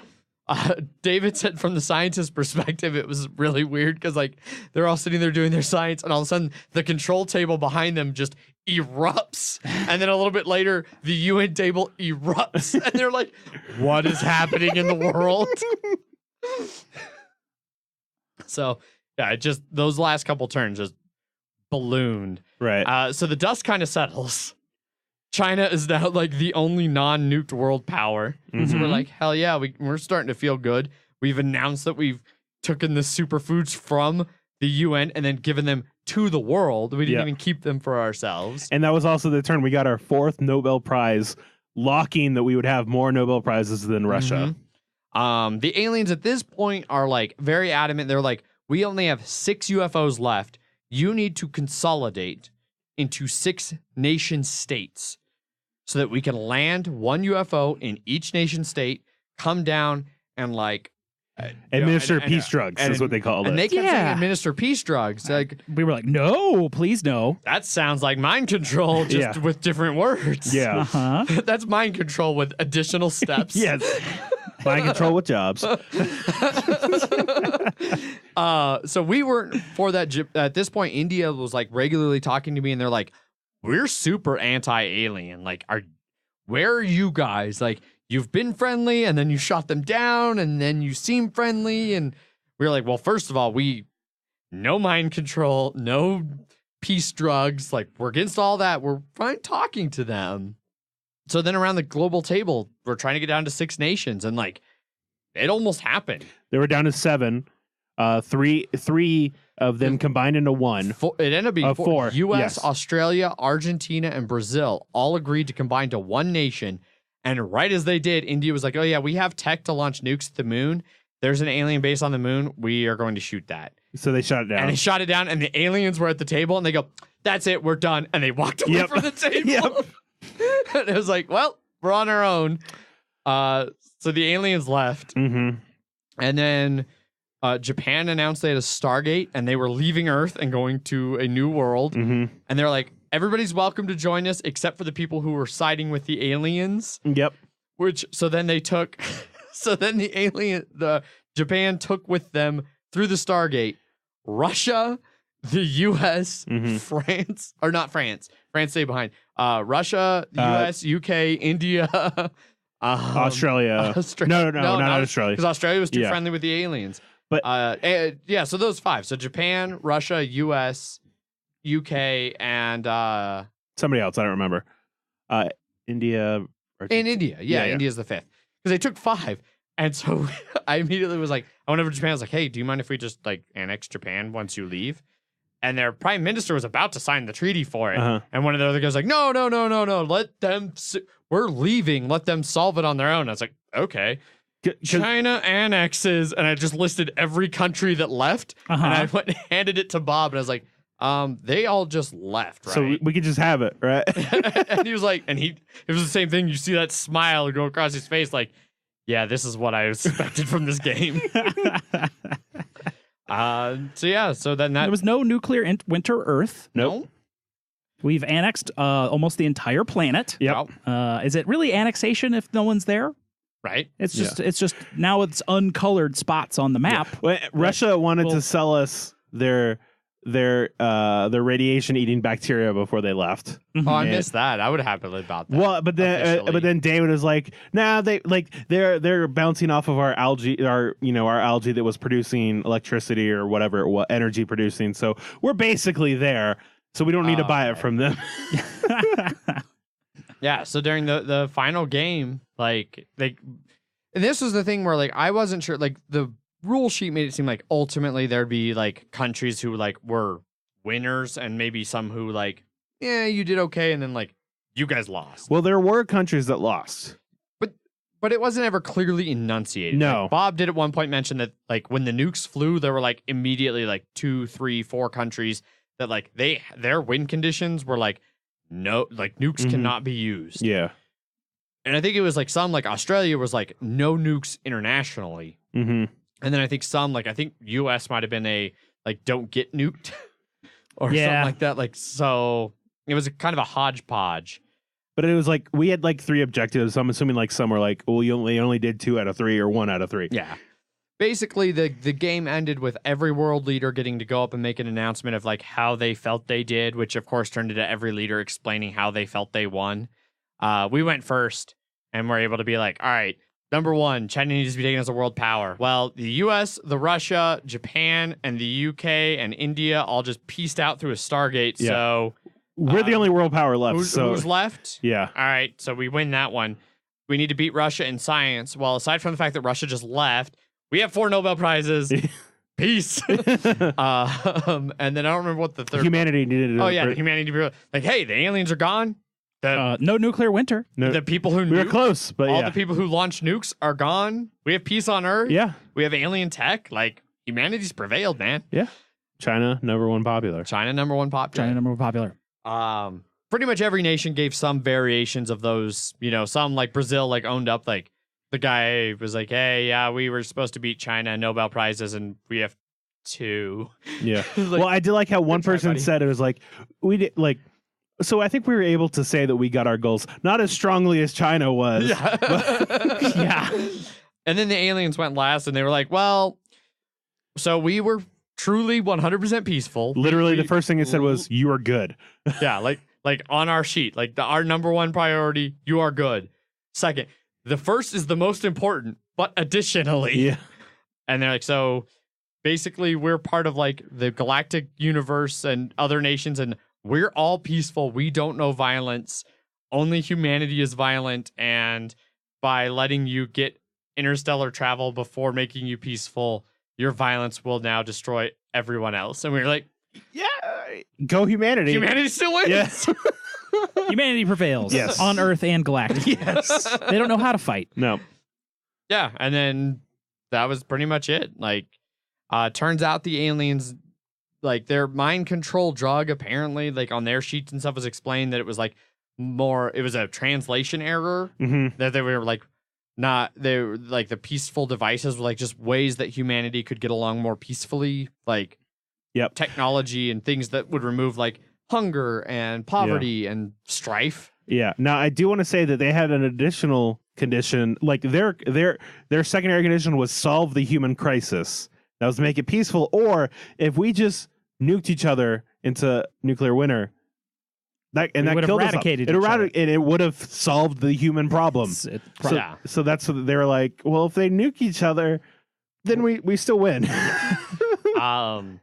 Apparently, in the lore of the game, the aliens that were specifically meeting, it was that particular race of aliens had long ago, pre-civilization, come and like lifted up the violent tribes or Neanderthals or out of this humans into like Stone Age and all that stuff. Like gave us civilization essentially.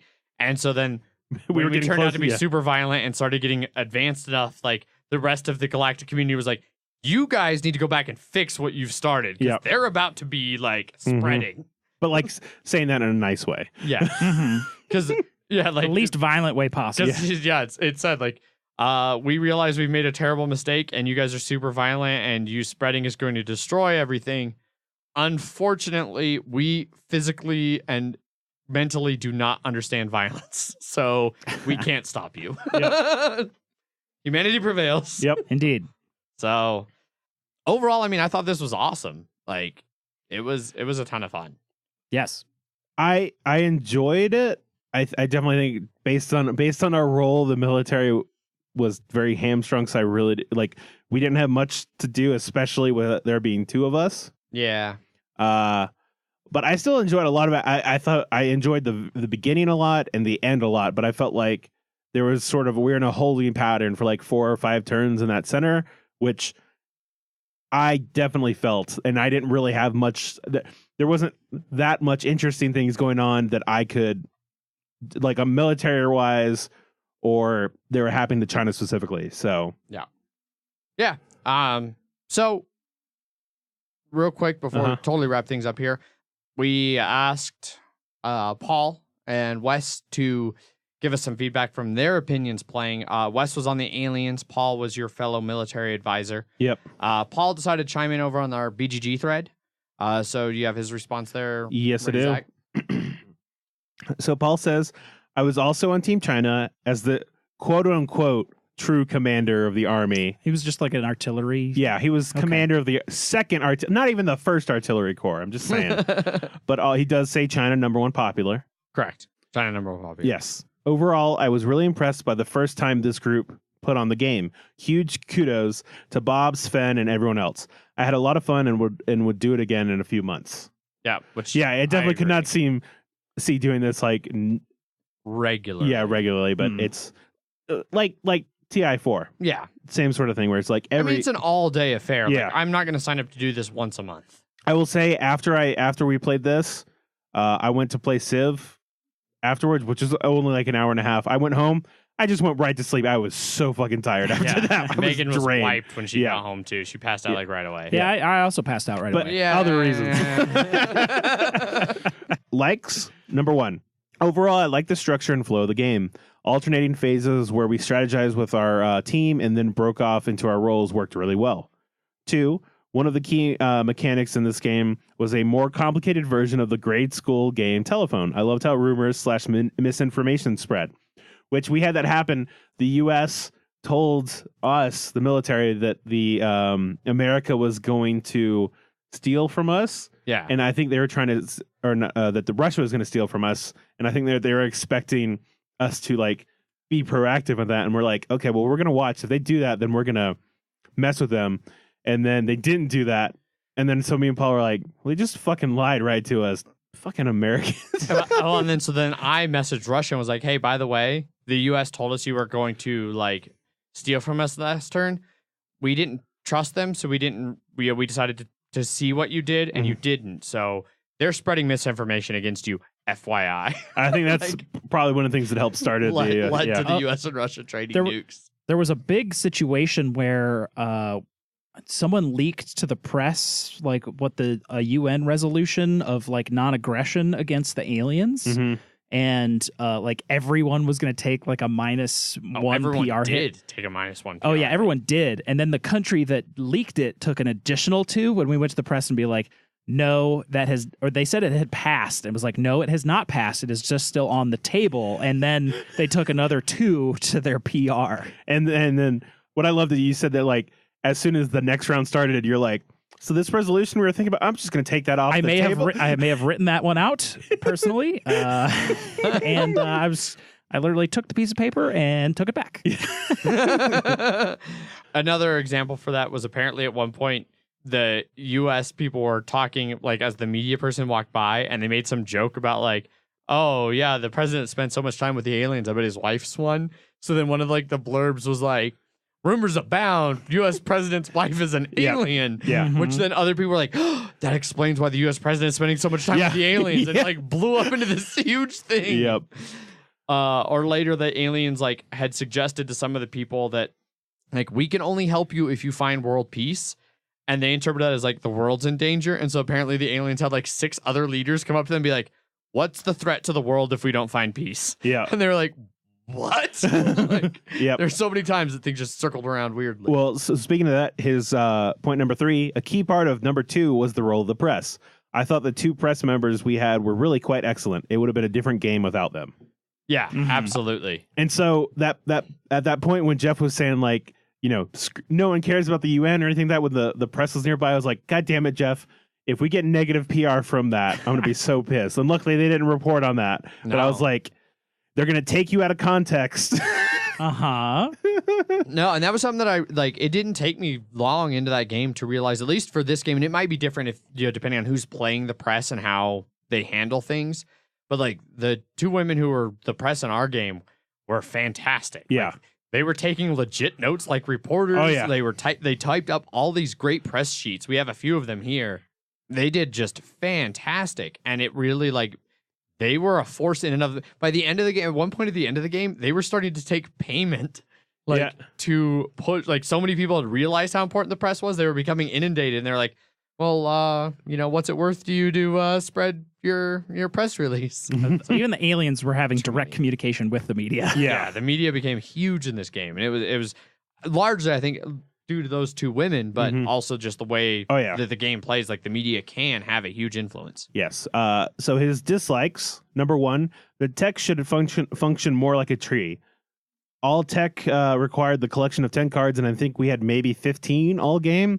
It should be built on itself in a branching structure. Well, I think our problem with that is that we stopped destroying alien like way early. Yeah, and so that's why we just did not see many. But at the same time, like, and this was something I was talking about with Megan, and we talked about also a little bit with some other people after the end of the game, where it seemed to us like logical that, okay, you can shoot the aliens down and get tech.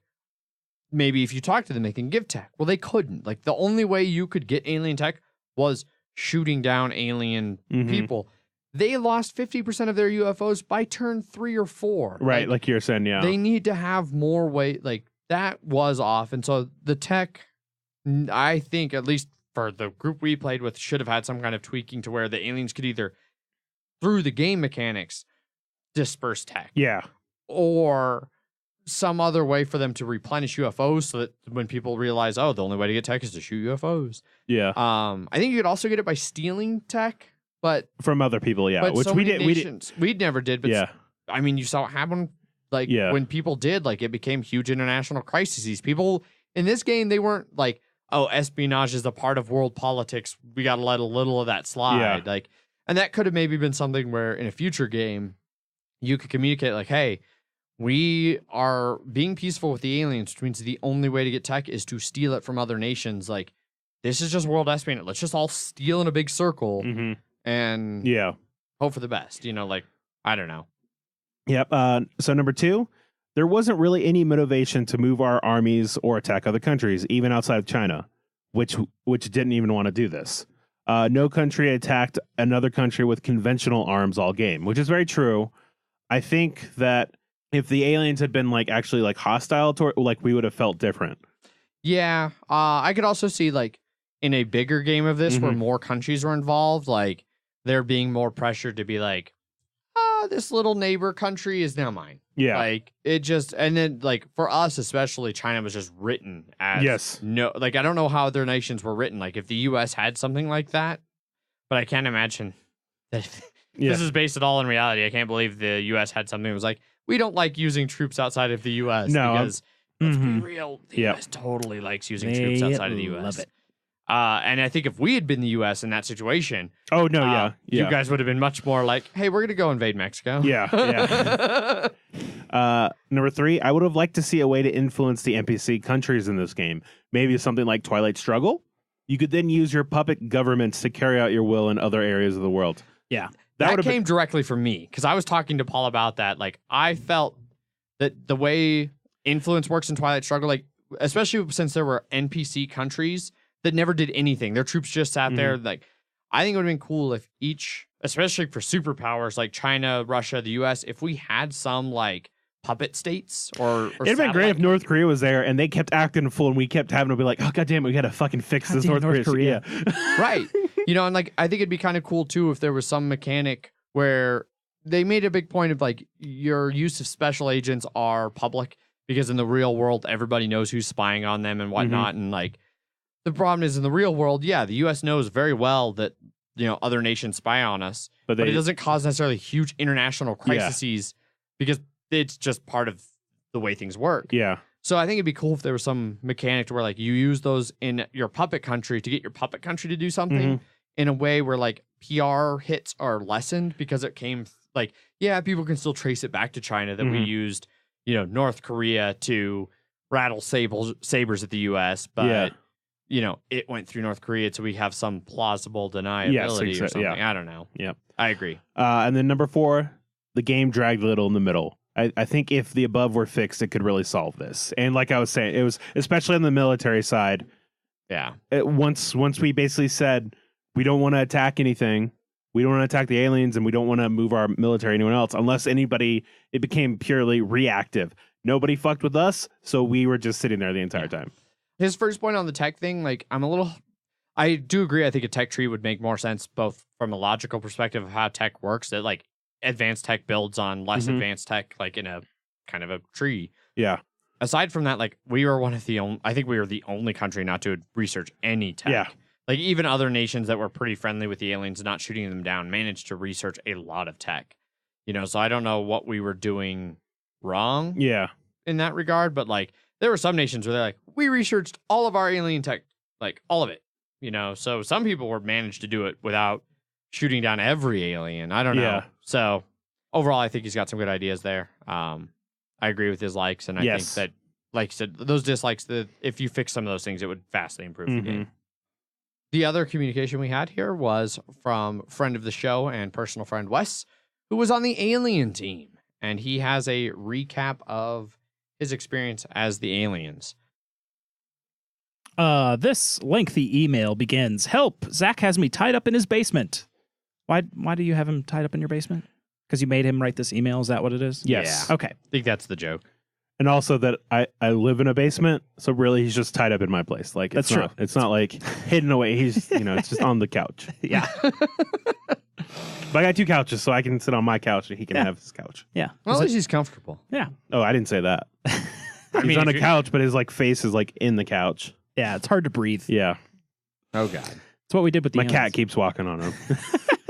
And doing that thing where cats do where they just sort of poke at you for 10 minutes in the same spot. Hey guys, here's my recap of the Watch the Skies event this weekend. Overall, I had a really great time. It was seriously a lot of fun. The chaos of it all was at the same time one of the charms of the game and also the biggest detractors in my mind. And as someone who played on Team Alien, I don't think we even saw half of the chaos that was going on down below. I didn't either, as the UN. I saw the UN chaos. Yeah. I basically had no idea what to expect going in, except that I had the impression the game would revolve around this alien invasion type thing, and having been a player for the alien team, I had no reason to think otherwise. When we finally got a seat at the UN, though, I realized all the rest of the stuff that you guys were dealing with down on Earth. Humanitarian crisis, public relations, international treaties. It really opened my eyes to what the game really was. We were bit players in it all, even if an alien saucer was the cover art for the event. If I had to do it all over again, I would have preferred to play on an Earth team, I think. It's not to say that playing an alien wasn't fun. Our win condition was basically just roleplay the aliens well. I had a blast up on our podium, roleplaying these super peaceful, non-confrontational beings in a world that only wanted us to use our superior technology to destroy their enemies for them. Yay, Earth. Yay. We started out knowing that we couldn't communicate with Earth effectively, so just started sending pictures instead of words. Mostly just to fuck with everyone while we figured out what we were even doing. That's what it seemed like. Yeah, we got a snowman at one point at the UN. It actually took us a couple turns to even grasp on the game, the mechanics, and the strategies we should have been employing. And for the most part, in the beginning, we were only trying to sow chaos and be trolls. That shows. Yeah. That was kind of a problem with the game. I understand that they wanted to leave it open so it felt like anything was possible and that we could do whatever we wanted. But at the same time, it made it really difficult to figure out what needed to do and how to do it.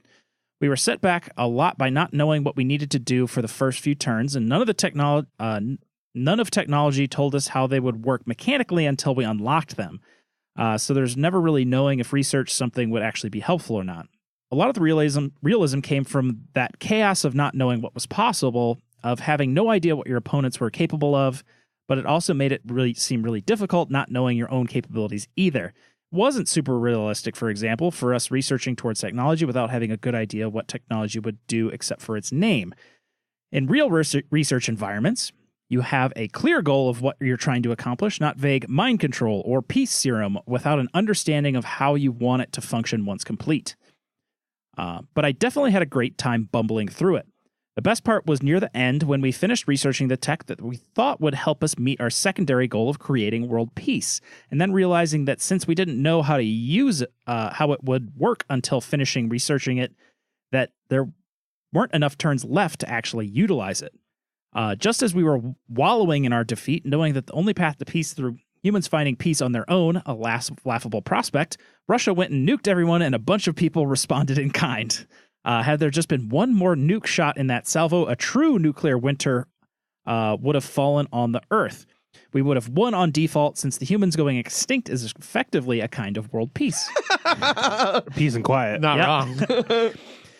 Alas, it was not to be, and we still had to put our faith in humanity, except we were given one last crazy hope. We were only able to deliver our peace serum to 6 nations at a time, and had to do so to do all of the human nations except one in order to complete that goal. So we thought, why not rush treaties through to get nations to consolidate into 6 nations? Then we could do it in one turn. But peace is not a thing that can be rushed, and as soon as we tried, the Indians nuked our moon base, and only a handful of us escaped.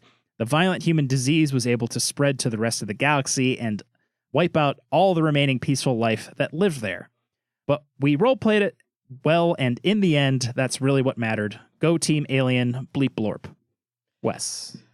Yeah. So like after the fact, like we all met up at a local bar to like kind of talk through the game, and I was talking with Heather, who was another one of the aliens, and like she was like really frustrated. She said at one point like she almost left the UN like on the verge of tears because like she was having such a hard time communicating, and that was a time when she was able to physically sit down and speak to the UN. Mm-hmm. Like she was having such a hard time communicating that we're peaceful aliens and we want to help you, and you're all like, we can all win if you just let us help you and you won't stop fighting and shooting us down and what the fuck.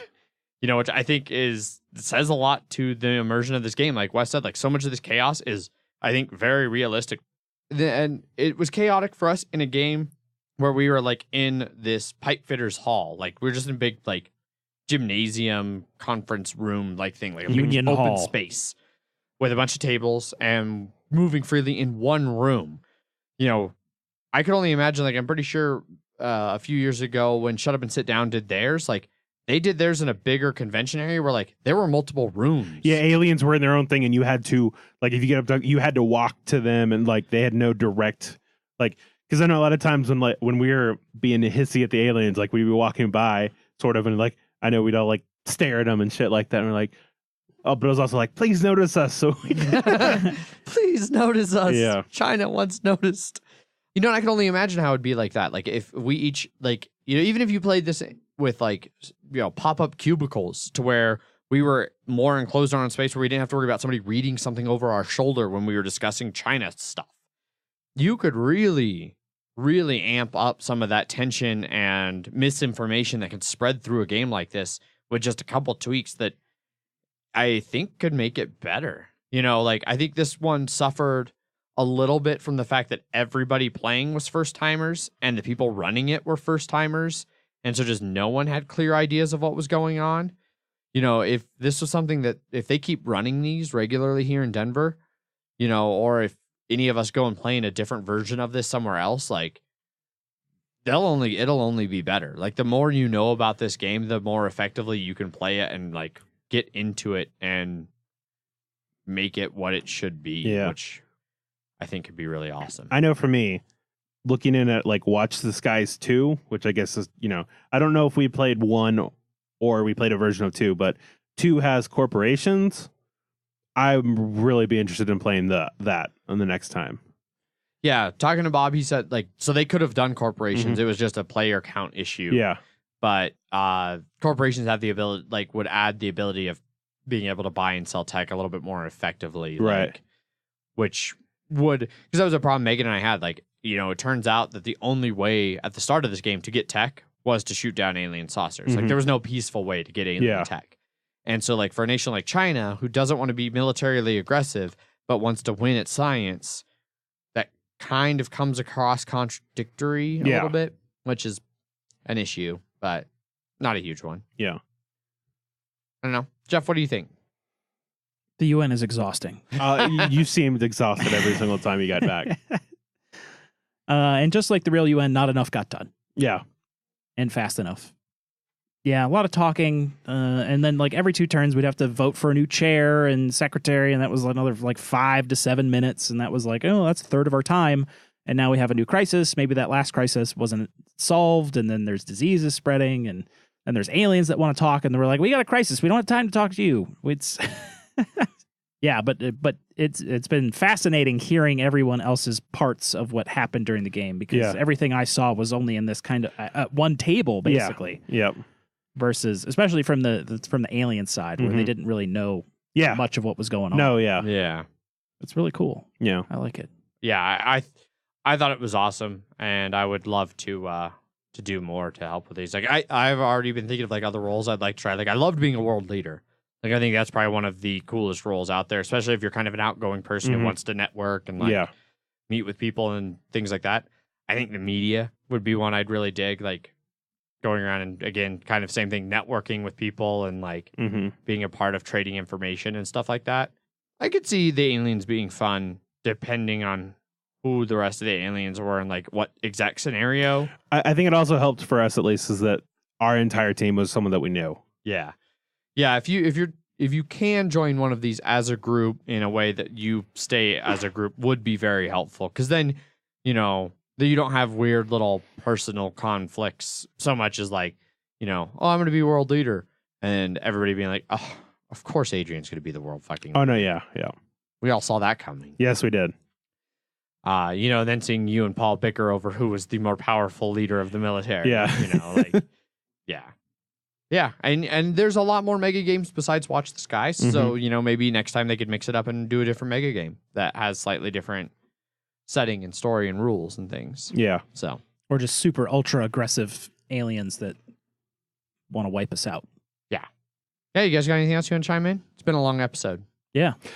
Just like that was a long event. Yeah. Yeah. Right. It was a ton of fun. I had a blast doing it, and would definitely do one again in the future. So I guess if anyone else that played with us that can hear this would like to chime in as well, feel free. Yeah. Feel free to shoot us an email. Emails at milehighgameguys.com. You can jump over to the BGG Guild number 2731, where we have the thread up about our mega game. Feel free to chime in over there what your thoughts and feelings and whatnot were on it. And then you can always tweet us. I tweet under @MHGameGuys. I'm Zach_MHGG. And I'm Jeff_MHGG. And we have Facebook and Instagram /MileHighGameGuys. So, yeah, if you were a part of that Watch the Skies game and you want to give your feelings on it, send us a message. Yes. Let us know. Be sure to tune in next week. We are going to be reviewing Civilization: A New Dawn. Sid Meier's Civilization: A New Dawn by Fantasy Flight. Yes. Newest newest of the Civilization games. Yep. Which, if you listen to the Wednesday episode, you heard Zach talk about that a little bit already. But we'll be reviewing that next Friday. So look for a thread for that sometime around this weekend. Yep. Yeah, that wraps it all up. As always, I've been your host, Adrian. I am still Zach. And I'm Jeff, #1 popular. Yeah. Yeah, you are. Bye. Bye. Bye.